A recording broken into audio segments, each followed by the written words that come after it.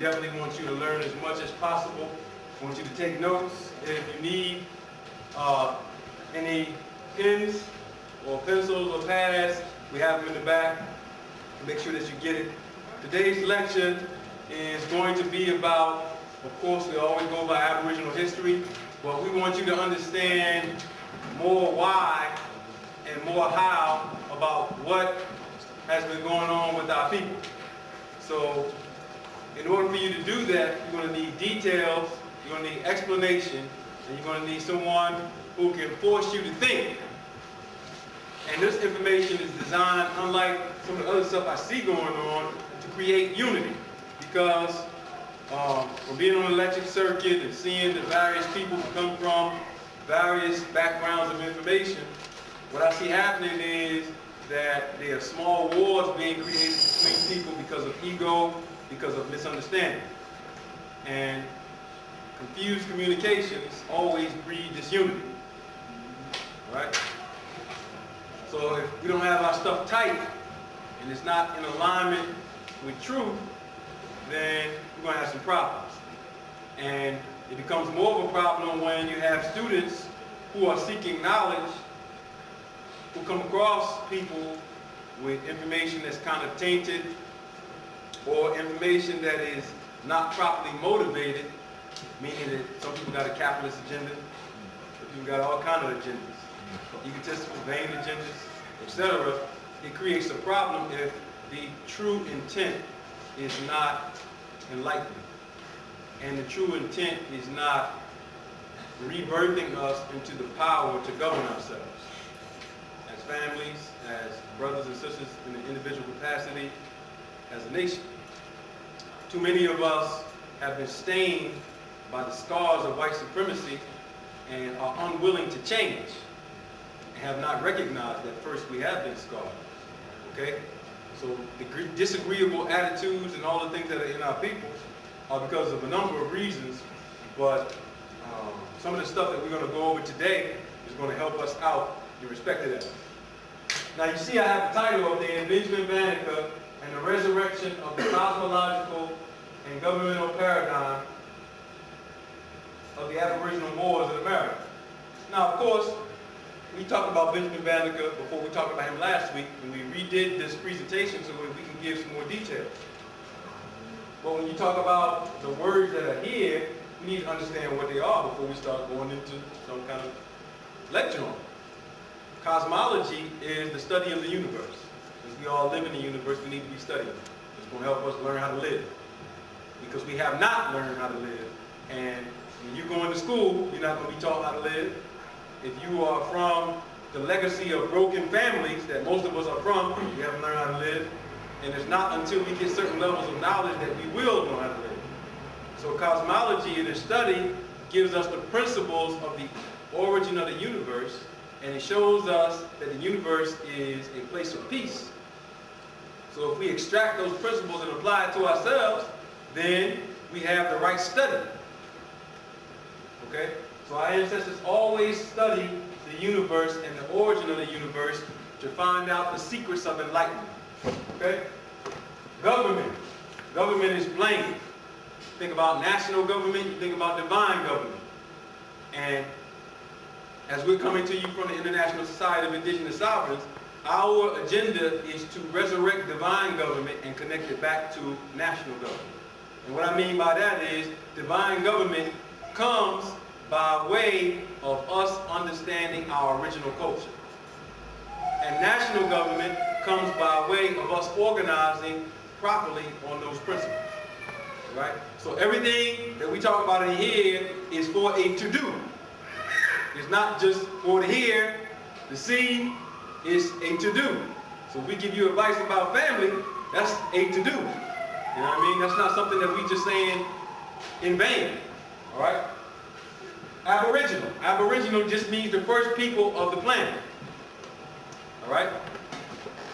You hear a lot of talk about Native Americans and Native this, and often we get left out. Now how can you have the people who have the blood types, the historical records, the culture, the languages that attach to them displaced from being Aboriginal? it's only because we have accepted terms coming from Caucasians and other peoples, even amongst our own circle, that do not apply to us. We have accepted histories that do not apply to us. We have accepted perspectives on histories that have fooled us into believing certain things that are absolutely not true. And by accepting those things, we stay in detriment. All right, so we are the first people. Moors is a term that's used for the Aboriginal people. It's an ancient term. Much more ancient than African. Much more ancient than African American. Much more ancient than any of these terms that we're using. It does not just apply to the epic of Islam that we know about, that we learn in books. It applies to ancient Egypt because the people did not call themselves Kemites, Egyptians, or Ethiopians. They call themselves Moors. All right? It applies to all of those ancient governments, which were governments, which a lot of Afrocentric people have a problem with because they are so tied up into the thinking, brainwashing, and linguistic trickery of the current educational paradigm. There are many of them. We don't have to go and call all their names, but maybe we'll name a few of them. So you can be on watch for them. And America was not named after Amerigo Vespucci, as we've already said. America was the name, or Amérique was the name of a tribe in Nicaragua upon Vespucci and others who were using our navigational techniques and navigators. That was a name that was placed on a mountain range and a tribe of people in Nicaragua. And they were Moors. Okay? So this is why we use the terms that we use for this particular presentation. We want you to pay acute attention to what we're saying. All right? Now, there's a lot of things that we could go over today. There's a lot of things that we will go over today. We want you to understand as much as possible. But you need to take notes on the things that you don't understand so that you will understand. Some books that I use for this presentation. The Secret History of Freemasonry, Its Origins and Connection to the Knights Templars. The reason why I use this book is because I wanted to go through the history of France and show and prove that the Aboriginal people of France, who've been called various names, were a part of the French and Indian War in America. And the French and Indian War was really a war between the Aboriginal Moors and the British colonies in Great Britain. All right? But when you find out the details of the history and put the puzzle together, you can actually get that. And the Knight Templar history is rich in France, and the Knight Templar history is a black history, or a Moorish history. Now I'm saying black and Moor synonymous, although most Moors might find a problem with that, is because they don't understand Moorish history. And even if Prophet Noble Drew Ali said certain things, we can't take what he said on face value either, because we're all subject to critique based on actual facts, truth, and history. So having a problem with using the word black in its conceptual and substantive meaning by most Moors presently is because they don't understand history. They don't understand etymology. The word actually has an etymology that goes back to a Moorish word, Galesh, or Balak in Arabic. Galesh is in Gaelic, which was a language that created or gave birth to English. You see all the words that we see in Gaelic, like Bryn Mawr, Swarthmore, Ardmore. Those are all Gaelic terms, and it's all Moorish history. This is areas right where we're around. So we need to understand the etymology of words, and we also need to understand we can't worship one person and make all of what they say the truth. Okay, we can't secretly also want acceptance from Caucasians in order for them to give us, what we need, which is happening psychologically when these people are using certain terms like calling themselves free white Moors. They don't understand. They don't understand psychologically. They're not doing enough self-analysis on themselves, and most of them are mostly surface teachers when you really get down to it, or surface people in their personality, because they don't understand. They don't have a substantial understanding of the level of damage that has occurred to them and has happened to their people. So they hate black. And it comes out by them saying it, using trickery and saying black means this, and they go to a dictionary written by a white person. You know what I mean? So we got a lot of deep psychological issues that we have to deal with in our community. And I want you to be on out for those kind of people. Watch out for those kind of people. Okay, so let's go. George Washington, white government, and the death of the Moors. Now, again, this lecture is going to focus on Benjamin Bannaker, but it's going to focus in the context about our people. To give you some symbolism that you can walk around and see around you. To give you some actual hard facts that you can go back and look at in books.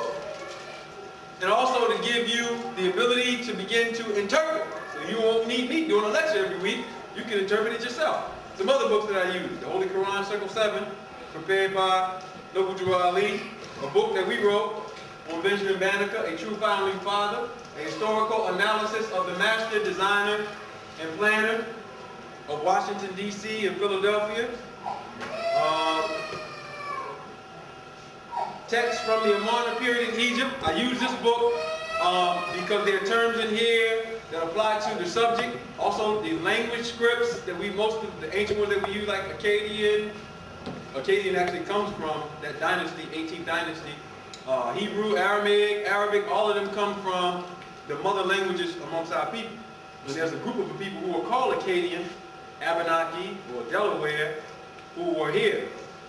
And this book is connected to that history. What's the name of that book again? This one is Text from the Amarna Period in Egypt by William J. Murnane. Text from the Amarna Period in Egypt. William J. Murnane. How do you spell Murnane? M-U-R-N-A-N-E. Another book, The Knights Templar of the Middle East. The Hidden History of Islamic Origins of Freemasonry by Prince Michael of Albany. And Walid Amin Salhad. Good book. Not all truth in it, but it's some good stuff so you can prove that the Knights Templars were not crusading against the Muslims. In fact, they were called the Templars of Islam. And the first Grand Master was a black man named Hugh DePan. And the whole lineage of the Knights Templars is Aboriginal Moorish history. And then when you get further up, what happens is Europeans who start marrying in amongst our women try to make themselves look like they're part of the lineage. But if you don't know how to do the history and the research, you can get caught up in that just by reading the book and taking it on face value. Okay? So, George Washington, white government and the death of the Moors. This statue and this plaque is right downtown. Anybody know what this is? You can take a look at it. Downtown Mexican, Philadelphia. Washington Square, or Congo Square, which is almost right behind Independence Hall. All right? And right there you have, freedom is a life for which many men have died in darkness. This is all symbolism we're about to break into. But I wanted to put this first because the death of Moorish history rests at the feet of George Washington. Of course, you hear the history, he chopped down the cherry tree. The cherry tree, of course, is a flag. It's Moorish history. All right? But to peer through the mythology, it's a real history. It's not just some myth that a lot of brothers and sisters are making up. It's a real history. All right? So we need to pay attention to him. We're going to have a lot of pictures on George Washington. It's a close-up. In unmarked graves within this square lie thousands of unknown soldiers of Washington's army who died of wounds and sickness during the Revolutionary War. Now, when we start going through this, you're going to find out that after the French and Indian War, after that period was over, during that time period, first of all over the earth, our people were experiencing something that has a lot to do with cosmology and astrology. Because that's the wheel that determines the fate of the people. And if you don't know how to live in accordance with it, then you can pose a problem. However, our people were suffering with the structures of their governments, with their systems of laws, with deterioration generally, and it has everything to do with white people being on the planet. Now, we've done lectures before. Most of us don't have a substantive understanding on who they are. But I want you to understand that as we go through this lecture, we won't go through all the details. They are a curse, because they used to be us. And the lineage and the line got broken because they started following laws that were against universal law. Diet, thinking, societal structures, family structures, all of that can produce a recessive human being over a period of time. Because melanin is a divine covenant with you and the primordial creator. And you can lose that. It's not just a pigment. All right? It is an expression of a connection with God. That's what it really is. And we need to understand that more. You're not going to understand it more. We have lectures on that, diet of the gods, and some other things that breaks down what happens when we start living this lifestyle against universal law and principles. But I want you to understand that Caucasians are cursed. And we call them into existence. We call them into existence. We have to call them out of existence if we want them away from here. They are spores, parasites. They create a situation by them being on the earth where the earth vibrates at a lower frequency. I'm telling you the truth. They create a situation by being on the earth because they, by their anatomical and physiological makeup, are made of parasites and yeast which love carbon dioxide. They create a situation where the oxygen levels are dropping because they're here. We need to understand all of this because we have to get away from them here first. And then we have to stay away from them and their behaviors and thoughts which we have operating inside of us in our behaviors. So we're not just doing this lecture to bash Caucasians. We're doing this lecture for the responsibility amongst our own community. And the death and the graves and the history of our people starting to make alliances with these people is a sign of our mental decline.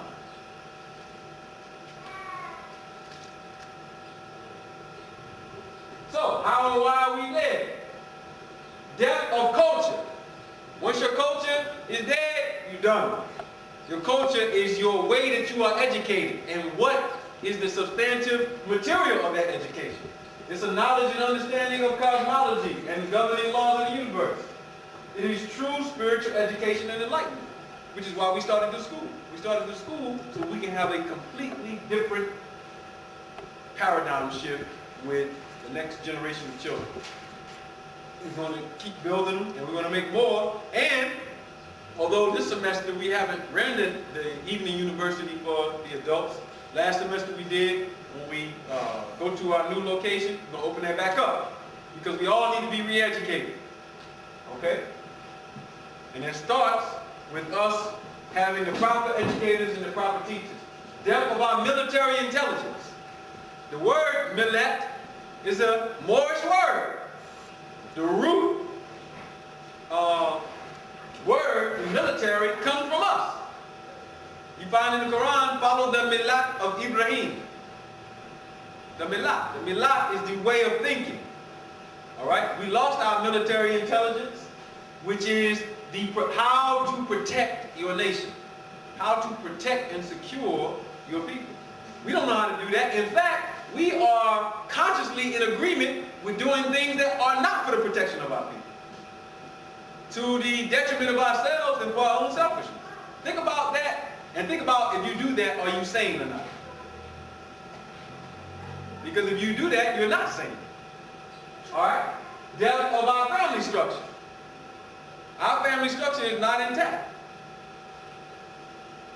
Okay? Regardless of how people view it, we were what we call polygamous, co-partnering, husbandry, whatever you want to call it. That's what we were by nature. And it wasn't of detriment to the woman. It was actually something that empowers the matriarch. So polygyny, in its natural form, was a matriarchal culture. Now you're seeing something different operating. You're seeing something different because it got in the hands of foreigners, and this is what's going on in their psychosis. But right now, we're not practicing monogamy. We can't. By law, by nature, you can't. What we're doing is we are practicing an illegitimate, irresponsible form of polygyny. Which means that men are sleeping with women and they're not being respected. Then you got a main John. You got 3 side Johns and all that's going on. Then the sisters who mad at you, they want to sleep together. And it's created a whole world of chaos, crime. Children who are born through the womb, women who hate children. Women don't even love their children no more. They love them when something happens because it comes out, but the preservation of their children, they don't love them. They can't because they're too tired. They can't even manage because they need each other to manage, and they don't want to be with each other because they got the white man's mind. So we're dealing with a whole sickness that we experience every day. So our family structure is dead. We live a Judeo-Christian family structure, which was written down by white Jews, because white people know that the Aboriginal race is always going to create more women, okay? And that's one of their military intelligence plans against us, to keep us under their culture of dealing with the family structure. All right? And anybody who's telling you something different, let them bring some actual facts. Because the Creator keeps spitting out 1 to 4, and we keep trying to go 1 to 1 inside joints. Come on. Am I telling the truth? The truth? You don't need no books for that. You can read the real book. You know what I mean? The universe, the people, to see. So our family structure is dead until we approach that with the same mind and approach that, you know, and deal with it properly. We're not going to do nothing.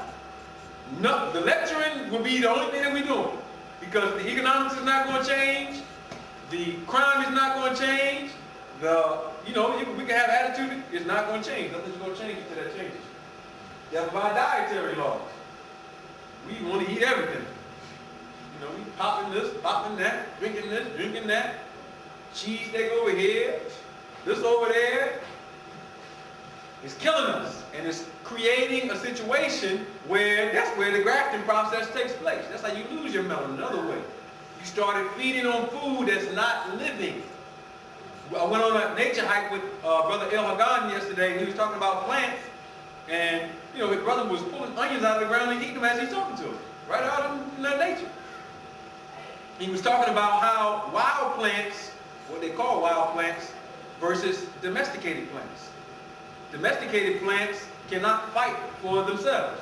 They need to be treated by a farmer. If they try to grow in the environment with other plants will kill them off. They don't have the ability to grow up on their own. They need treatments and all kind of other stuff. Think about the people who feed on that. You are what you eat. We don't even eat plants from nature, which have strength, which have to fight for their existence, which are strong, which have all the mineral base, the natural mineral base.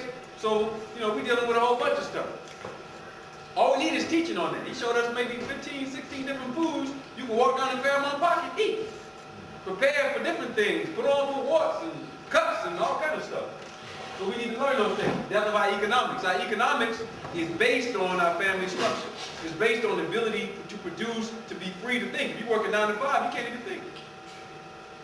You can't even think for yourself. You're going to be a slave, your children are going to be a slave, and your children's children are going to be a slave. So until we start thinking for ourselves, we're not going to do anything, which is why in ISIS we created those 5 ministries with the sub-ministries so that we can begin to think and produce for ourselves. So we can have our own literature on each subject. We can have our own way of governing ourselves under each aspect of our lives. All right? So, this is how and why we are dead. How many people agree that we're dead as a people? All over the earth. That's the truth. All right, so let's find out what happened. Now, in order to deal with this subject, we have to deal with what we see. You see that nice fez right there with Muslim on it? Every year, Caucasians come out and wear that fez. One time a year. Now the fez, which most people will not teach you this, probably very rare, less than 1% of the people who talk about it, represents the cosmological doctrine of the Moors. That's why it's red. It's like the flag. It's red like a star. The star that we have as the prime component of our study of the universe is red. All right? The tassel represents your understanding of geometry. All right? So that's why our tassel is not pinned down. Our tassel moves. We say, oh, 360 degrees of knowledge, but you need to understand that there's some details to that you need to have. That fez, when you're wearing it, that red cherry fez, represents your flag, your nation, and your cosmological doctrine, which is how you build up your intelligence. The black fez represents the mufti. Sometimes they call it the death angel, which is another grade of the fez. Each color has a meaning. All right? The blackness represents a supreme knowledge of the laws of cosmology. You are a master of the law. Not just the technical, mundane law, but how it applies to the astronomy and astrology. That's why you see those business. All right? So they come out one year, they pin their tassel down. What do they celebrate? They celebrate the death of the Moors. Once a year. Now, if you are a true study of cosmology, you'll know that, and as we go, we're going to break it down further, that during the summer solstice, the star that is at the center of our cosmological study cannot be seen during the day or at night. Can't be seen. It's blocked, which is a symbol of our death. We're going to show you the hieroglyphic that we had. You saw it in Da Vinci Code. They showed it at the beginning of the movie. It has some symbolism to it. So every year they're trying to wear this fez. Again, why? It represents our death. You've heard of the Knights Hospitallers or the Order of St. John of Jerusalem. Who was St. John of Jerusalem? St. John of Jerusalem was an Essene, a Moor, who fought against Flavius Josephus. You know him as Paul in the Bible. Okay? And the order that was taking place during that time period is still controlling. What order was it? It was the Romans and the Jews making an alliance against the Moors. And they wrote their little Bible, and now they got all us living by their Bible. Or they rewrote our text. St. John represents the lineage of the Moors from Kemet, because the Essenes were only Egyptians or Kemetic people. All right? June the 24th, as we said, is symbolic of the death of the star that's at the center of Moorish cosmology. And guess what? We showed you the beginning with George Washington and the soldiers who were fighting with him. Our people, they call them the St. John's Indians. Another name they call us is Micmac. The real name was Abenaki. And we made a treaty with them called the Treaty of Watertown, and we gave George Washington 600 soldiers to fight against the British. All right? So when you look up the Treaty of Watertown, you're going to see St. John's Indians. I ain't making this up. Okay? So they know what this tassel means when they come out. Every year they're coming out and they celebrate. They go another year, they still dead. They still don't know. All right? Here's the hieroglyphic. If you look at the Da Vinci Code, you'll see it. This is this hieroglyphic for what? Peace. All right? If you deal with the cosmology of it, make sure we get a zoom in on this so we can see it. This represents the circle of the universe. The sun is here, Sirius is here, and this represents the Earth as it's going around the sun. For 70 days every year, the sun is blocked from seeing the star Sirius at night. What does that mean? When it's at perfect alignment with being blocked from Sirius, the date is July 4th. Which is when they signed the Declaration of Independence. So they wrote their law on a day. It was actually sacred to us too, but they wrote it at a day that cosmologically will give them the most power and influence to bring in positions what they need to bring in. Now, from the blocking, at the beginning, you have 33 1/3 days. Then for 3 1/3 days, there's a period where Sirius and the sun are considered to be at rest. Then 33 and 1/3 days it rises, each totaling 69 and 3/3 days, which is 70 days. We're going to break this down more as we go. But I wanted you to see it so you can understand these people are dealing with our science. They're dealing with our history and our spiritual science. And they're flipping it for their advantage. We need to learn some of these things. All right. We showed you this last week. This is what they call geodetic science. When you can take the cosmos and show points on the earth that it matches. And we have right here Philadelphia and Washington, D.C., the two cities that are the birthplace of this nation that are aligned with specific stars. And this is going to make more sense later. But those alignments are monuments or places of law. White House, Congress, and the big obelisk or the Tekken. If you measure this angle, which is Pennsylvania Avenue and Independence Parkway in Washington, D.C., it equals 33 and 1/3 degrees. Now I'm telling you the truth. Right there. You can take a protractor out and measure it right now.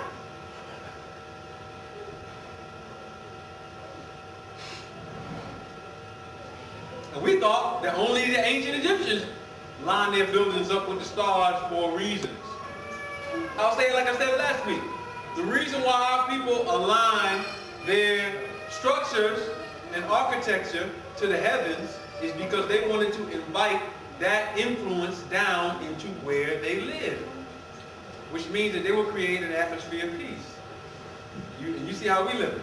On top of each other, all around, like roaches and rats. And then it creates mental chaos because we've lost our knowledge of how to structure our homes, structure our civilization. So you go downtown, they got nice, everything is nice, art museum, and everything is clean, and Center City is all peaceful, and commerce is going on. So when you get out of it, you see chaos. You think that has nothing to do with the design of what I'm showing you right here?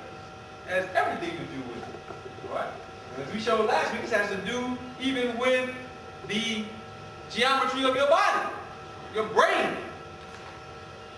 All right? So we'll go over this more as we go. Now, this is also right downtown. Same place, right across from George Washington standing in front of the grave. These are graves of the people who they call Acadian. We call them Cajuns. Cajun like Louisiana Cajun. This is Trinity Church. You saw the movie National Treasure. They said the treasure was buried under Trinity Church. They sending a subliminal message out to you. What is buried? These are physical graves. It's not even just a spiritual thing. It's a physical place. Now the question is you have to ask, who were these people?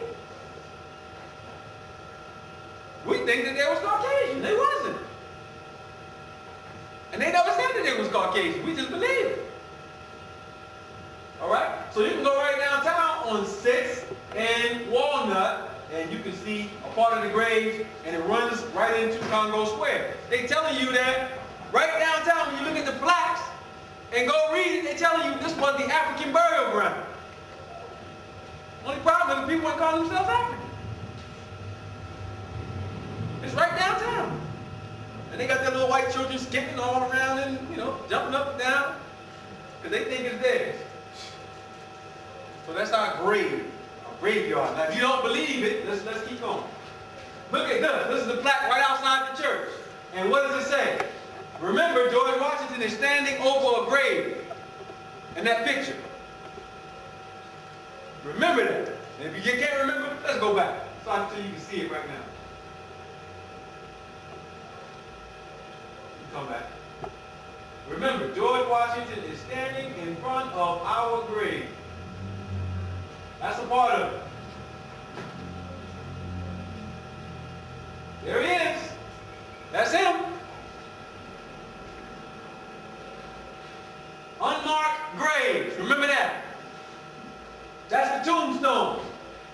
And what does it say? I think it says, beneath this a soldier of Washington's army who died to give you liberty. They kicking some serious science. Now let's go. Let's see what they write right outside the church.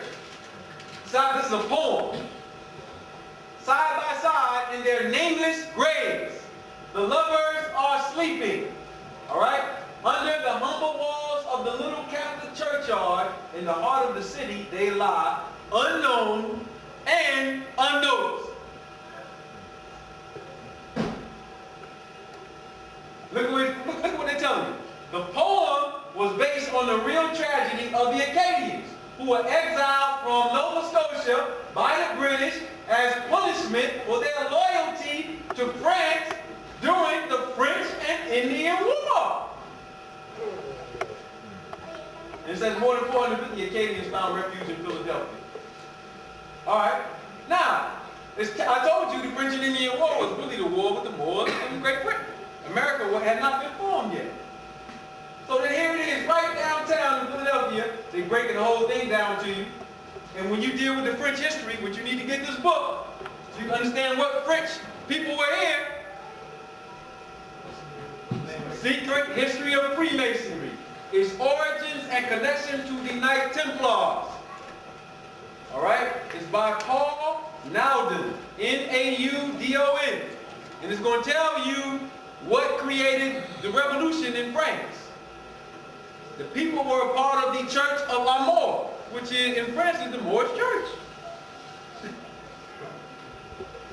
Right there, they're writing about this stuff. You got to put the puzzle together, of course, because they got pieces, but they write about it. All right, because they know it's time to come out. We're in the age where it's forcing the information you can't get out. It's forcing to come out. All right, so here you have it. Acadians. Again, the name got changed to Cajun, but the real name was Abenaki. Same people they call St. John's Indian. Let me go back. You see the eye? This eye is on the church. That's the same eye on the dollar bill, the same symbol that's on the dollar bill. The same symbol that Charles Thompson got from the Abenaki.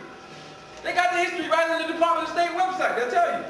Charles Thompson was the Secretary of Congress. He got initiated in 1757 amongst these so-called natives. And he designed these two seals after he got initiated. And there's the eye right over it, representing two governments. They got the eye right on the church. You can go down there and see it on the stained glass window and outside. What the Catholic Church got to do with the all-seeing eye? Come on, man, please. Well, we were the first Catholics. Okay? You got to know that Moorish history. Here it is, right downtown again, Moorish history, in the capital, Sheikh al-Maxim. You want to know where to get the word Maxim from? Nobody telling you where to get this word from. You got it from right here.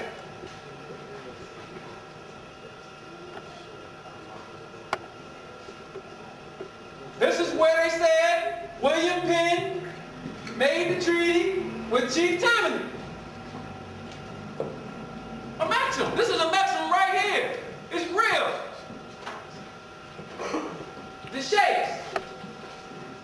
There were no chiefs. Yeah, there you go. Chiefs. The sheikhs. Not chief, chief. Or sheikh. They hide it all in the language. Alright? So it's all there. I had a eraser. Right up front.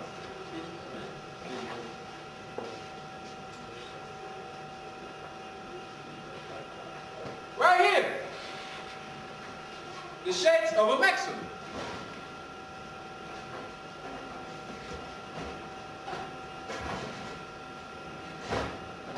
A maxim means land of the spiritual priest. Axum. Axum is the same as that suffix part, which comes from ak and sum. This means priest, this means spiritual priest. Or you say umi, means nation. It's all right there. Yes, sir. This was the capital. Right here. This is where the boy came, William Pitt, and his comrades. His teacher was a Rosicrucian, George Fox. They came here and they made a treaty with Chief Tammany, who is right downtown. I didn't put pictures of Chief Tammany, but he's right downtown on Front and Market. With all kinds of symbolism. You see it? They told you the jurisdictions. Right there on the seal. The seal is on Mayor Street's wall. His door. You can go right downtown to the mayor's office, and the big seal is right there with Philadelphia and Moneto. Philadelphia, the corporate side. Moneto was the name for God. I wish I had my dish from Global Moore's dish from Barry Fell. I can show you that the name Moneto is Arabic. As in green. That's all right. All right, let's go through. We're going to go through some of Bannaker's history. How much time I got? 20 minutes. 20 minutes? Okay, we can go through some of Bannaker's history. We can take a 5-minute break and then we can get the last part. Go ahead, brother. One thing to add on about what you said about the symbols that they show downtown in front of the market, the statue you're talking about. Now, you should be very mindful of what the so-called Indian is standing on. Mm-hmm. Standing on the Turtle. Turtle Island. Exactly. So like you said, there's a lot of symbolism we got to try to understand to be able to understand what they're saying to us in sense of. That's right. The turtle symbology is the root cosmology of the Dogon cosmological system, which is only Moorish knowledge. They have 12 sigweeds. A sigweed was a ceremony they did every 60 years. And when you add it up, it goes right back to them coming out of the Moorish empires, the Almohadi empires, right there in Mali. It's all Moorish history. And the turtle symbolism was used there. The turtle symbolism goes all the way back to the Amarna dynasty. They got the tombs right down in Mexico, wearing the badge. The badge was the sign of the executive branch of the government. We're going to show you how they took the three-branch government from us. Okay? Okay, so Bannaker.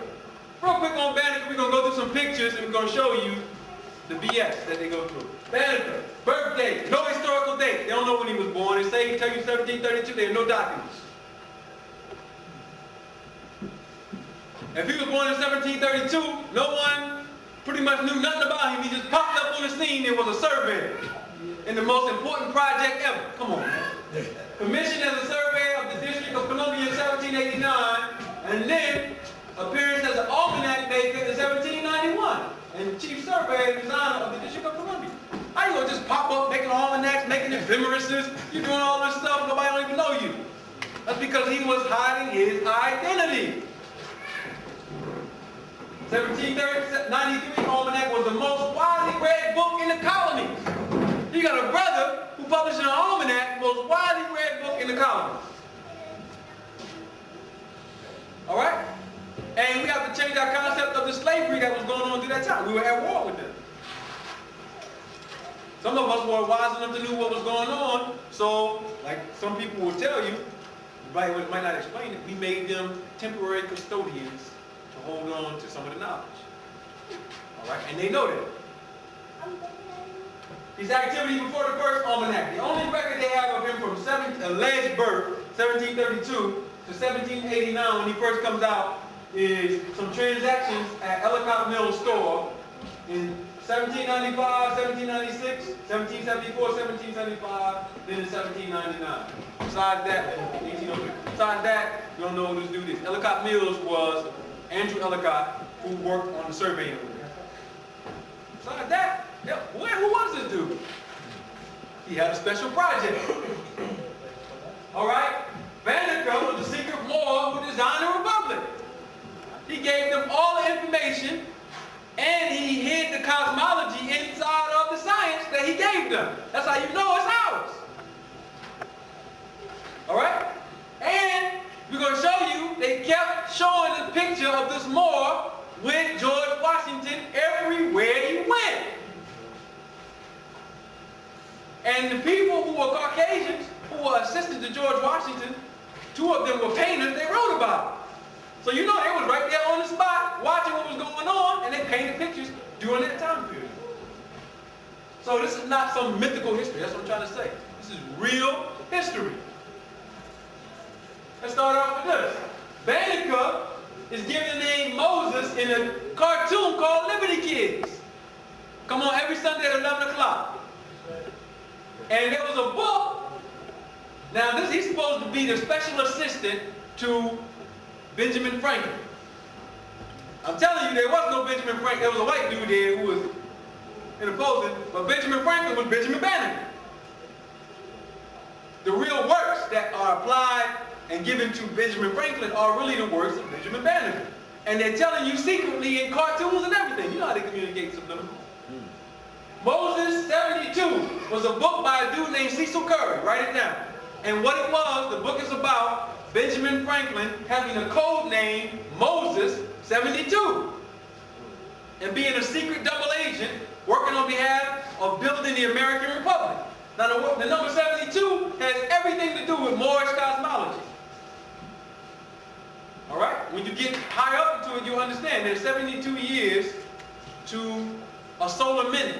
The sun goes around Sirius in a circle. There's 360 degrees in a circle. When you take 360 and multiply it by 72, you get how long the great year takes, which is 25,920 years. And he left it right downtown on the design for Washington, D.C. and Philadelphia. He left that science down there. He's going to show it to you. So he was the real person that was doing the work. And when you look at the cartoon, it's dropping how Moses was the assistant to Benjamin Franklin, and he was helping him do everything, postmaster work, all this stuff. They never tell you who he was, though. Just some dude who carrying free papers around. All right, some stuff on Benjamin Bannaker and Franklin that lets you know that something fishy is going on. Both were self-taught scientists, inventors, astronomers, and farmers. Self-taught, had no formal education, while all these other people was going to Yale and all these other places. No record of them going to school. Both of them. Both were clockmakers. Had their own clock shops. You know Bannaker is given the history of making a clock, and you can prove that he knew the science by what he left astronomically. All right? He was the one in his almanac that was talking about Sirius, Arcturus, and Spica, which Washington, D.C. and Philadelphia laid out on. Okay? It was him. That's in his almanacs. Bannaker. Both published almanacs in Philadelphia. Both were abolitionists in Philadelphia. I'm saying both because there's no record of them meeting each other. Ever. Even though they met the same people. Like Benjamin Rush, George Washington, Thomas Jefferson. They met the same people, but there's no record of them coming into contact, and you're not going to find it. Go find it. I give you $1,000 on the spot if you find it. Franklin was the ambassador to France. Bannaker sent his almanacs to France via Jefferson. They got it right in the letters to Jefferson. And he was connected to France through his connection to Pierre Lafont, the first hired architect and designer of Washington, D.C. All right? There's other connections to France dealing with the French and Indian War and who were the Acadians, because it's all connected back to him. And it caused a revolution in France, but it went against the monarchy. Toussaint Louverture and all these other Moors that were there, they were responding to something that was going on secretly. All right? The Grand Lodge of France was not in alignment with the Grand Lodge of England. Two Masonic groups. Better get this history. Franklin was the governor of the Sons of St. Tammany, a secret society who honored Chief Tammany. I got it. Of the Abenaki. The Abenaki is the root word of Bannaker, or Bannaky Springs. And the Abenaki had the 3-branch system of government. So here you have the tribes who were giving the information to the Americans to build a government. The etymology of the name of the tribe fits Bannaker's name, and there was a whole confederacy called the Abenaki Confederacy. You can go look it up online. Wabanaki, they put a W in front of it. The Wabanaki Confederacy was against the Iroquois. All right? I gotta get them. Yeah, get them off the stage. I gotta go to stage. Come on, brother. Both were musicians that played the violin and harp. When they did findings, archaeological findings at Benjamin Bannaker's home in Bannaker Springs, which they burned down, both of them got their homes burned down. They found glasses, spectacles, bifocals, instruments. They found all the same stuff that's connected to both of them. And I said both had their houses demolished after their alleged deaths. All right? So there's a lot of stuff that people can argue on that. I'm not arguing. I'm arguing that the stuff that you're attributing to Benjamin Franklin is really Benjamin Bannaker. More is going to come out as we go. How much time I got? 10. 10, okay. Zodiac of Bannaker's almanac, showing the human body and its connection to the zodiac. The parts that each zodiac rules. Aries, the head. Taurus, the neck. And going all the way around to 12. The only other place that had a depiction of the human body's connection to the zodiac in America was Benjamin Franklin's almanac. All right? They gave the source, William Mill, Benjamin Franklin's printer. All right? So it's showing you which sign rules what part of the body. All right? Because we're spinning in the zodiac every day. Right now, we're in Sagittarius, which means Sagittarius, or Scorpio, excuse me, is rising on the horizon. Even though the monthly zodiac that we're in is Taurus, as the Earth is rotating, it's spinning through the zodiacs too. All right? As it's revolving around the sun, it's spinning through the zodiac. So we have to be aware of all those motions. And the psychological impact that it has on human beings. All right, now this is an original portrait done in 1780. It's going to get bigger after we put it. By John Trumbull, who was an assistant to George Washington. And he painted this in 1780. I ain't going to sketch this up at home and bring it to you. He painted it. And he said that it's Primus Hall, who was the son of Prince Hall. But Prince Hall don't have no son. At least there's no records for it. You go check Ancestry and Ancestry.com. You can get the records and you'll find out Primus Hall, Prince Hall, his wife Delia Hall, are on there. There's no son. All right. And this was original portrait. This is George Washington in the background. You see your brother wearing a red turban with red on. George Washington has something, a paper in his hand, pointing his finger to a red flag on a hill. With ships in the background, you can't see it, but when you see the picture, we have a printout with red flags on it. The Morris flag. So if that's Prince Hall, then is Prince Hall Benjamin Bannaker? They're the same person. That's why you don't have no records on Prince Hall. That's why you ain't got no records on Benjamin Bannaker besides his almanac. Because there was something going on. Here's another one, Washington and Bannaker. Now, this painting was made in 1819, an original by Thomas Sully. And it's allegedly Prince Whipple in this picture. Prince Whipple is allegedly just this man who was floating around George Washington. His name is on the plaque for signing the Declaration of Independence. Right downtown. All right? And this is at the Battle of Trenton. And you can't see it, but we're going to get a close-up. Washington is on a horse. And here you have Prince Whipple following George Washington around again. All right? This is 1819. Almost 200 years ago. I didn't paint this.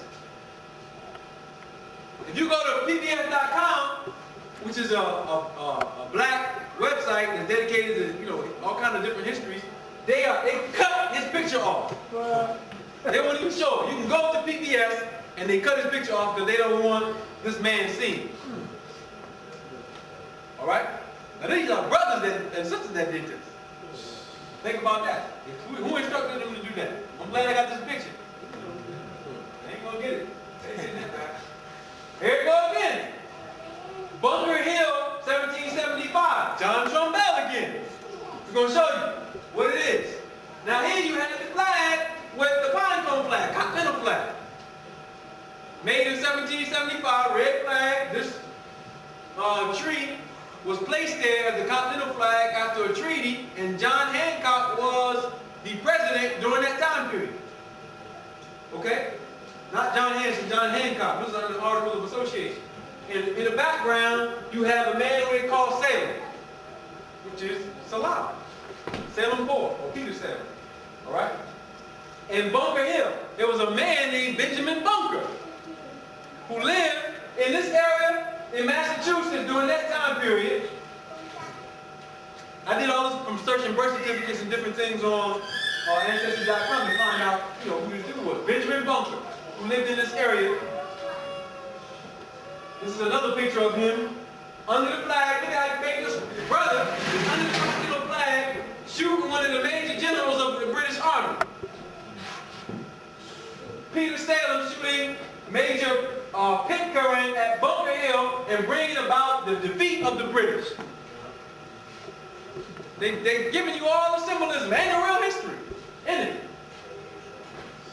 That's the close-up picture of it. Right there, in the mix. Every time they show the war, they're showing this brother. What's going on? They're letting you know covertly what was being exchanged, what they were becoming custodians of, how they were able to win even the military battles, because they knew it was time. Washington crossing the Delaware. This was 32 years after the first plan. Battle of Trick. Now you're going to see a brother right here. They say this is Prince William. Get a close-up on him. There you go, right there. What he got on? Red. Red. Same thing. They send the communications right in the boat. All these Caucasians got this one dude right there sitting, make sure he's sitting right beside George Washington in the boat. It's right there. Another one. I got this one from J.A. Rogers, Africa's Gift to America. Washington and Bannaker, under this name, he was Benjamin Butler. He was the head overseer and carpenter for Washington, a builder. Washington and his overseer. Right there. I didn't make this up. Check this out.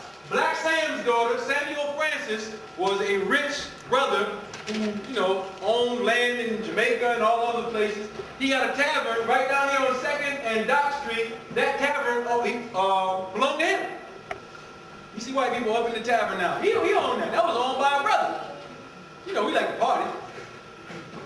He owned the tavern in New York too. This is his daughter, Phoebe, who was a spy. They had her working as a spy. And the man that she was spying on, who was an Irishman, tried to murder General Washington and a few of the other generals. She came in and stopped him from eating the food. Else he would have been out of here. This is a depiction from J.A. Rogers' book, again, Africa's Gift to America. Phoebe, the daughter of Samuel Francis, saving George Washington, who was about to be poisoned. All right, and the painting was by Earl Sweeting. Phoebe was definitely a sister. So he had spies looking for him. Where is the slavery that's going on? Now the slavery was going on, but it was different than what we think. They pushed this psychological thing on us to believe that on their islands and we had slaves. Samuel Francis had slaves. He had white slaves. Irish. I didn't put this one in the print, but one of the slaves James Madison was coming amongst the Oneida Aboriginal people, and there were some white women who were hiding amongst them, and he had to force them to say that they was white. And they said the reason why they left because they was getting beat and they was enslaved. This is in documented journals from the Congress. I gotta bring some of that stuff out. We need to do a whole lecture on that. How much time? 1 minute. 1 minute? Okay, we're gonna change that tape. We can take a break. We can